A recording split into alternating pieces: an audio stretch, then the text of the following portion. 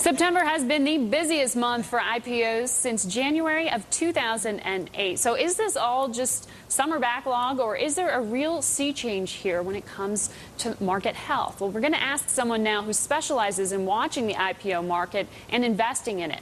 Kathleen Smith, she's a principal at Renaissance Capital. She joins me here live on set. So what is happening? We're saying September, the biggest month for IPOs since January. Is it just because the summer is over and all this backlog's coming to market? Well, I think that it's a sign of life in the IPO market, which has been pretty much a patient about to needing resuscitation.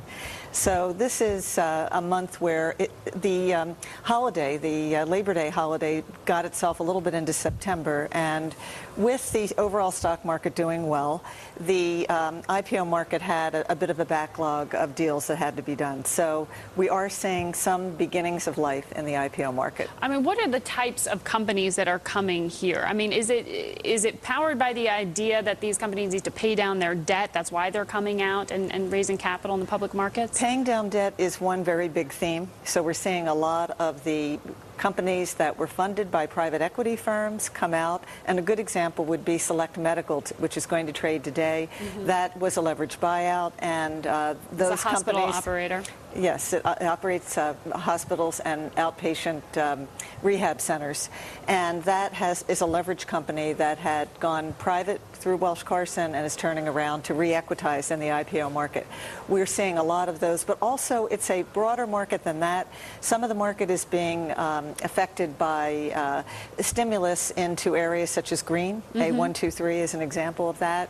And what's the company's name again? A123. A123? A battery company that yesterday had a very big gain on its first day, and has attracted a lot of investor interest. So there are some themes.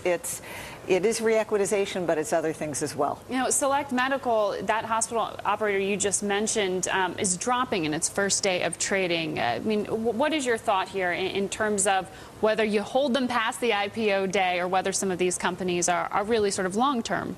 Well, it really is a sign of this particular IPO, and then we're seeing other examples of IPOs that have not necessarily risen after they've been priced, that investors are discerning about the market. There's discipline in the IPO market. It's not the internet bubble we had in the past.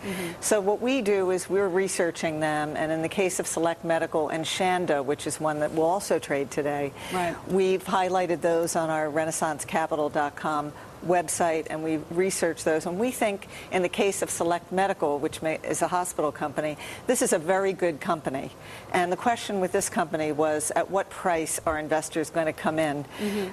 They had to lower the price to get the IPO done. And I think that investors are going to find that these are still good companies to buy beyond just the first day, and perhaps to hold in their portfolios for a while. Now, Shanda, you mentioned there it's supposed to be the year's biggest IPO so far. I mean, what does the size of these IPOs tell us, too, about health? Yes, we are starting to see larger average-sized IPOs. The Shanda IPO is $1 billion. It didn't start that way, but investor interest has that build up to that point. And what it says is, in the early times of a recovery of the IPO market, typically only the better and more established companies are able to get through it first. And that is a good thing for investors. We track the IPO market through an index, which is on Bloomberg. It's the Ftse Renaissance IPO Index under the symbol IPOS. And that index is telling us that it holds IPOs from the first day close for a period of 2 years. And that index is up 40% so far this year. So the aftermarket returns, the buy and hold returns, are quite good on IPOs, and especially for the larger ones that are established companies. Wow, thank you so much. We're going to continue following this story. We'll see. You think October going to be as big as September? Well, a little bit of data. We think that this year, 09, will probably surpass 08 in terms of the number of IPOs. But be aware that we are still at very low levels of issuance, so we're just starting to see the beginnings of the recovery of this market. But there will be more, and there's some very exciting deals coming up in October. Thanks so much, Kathleen Smith of Renaissance Capital.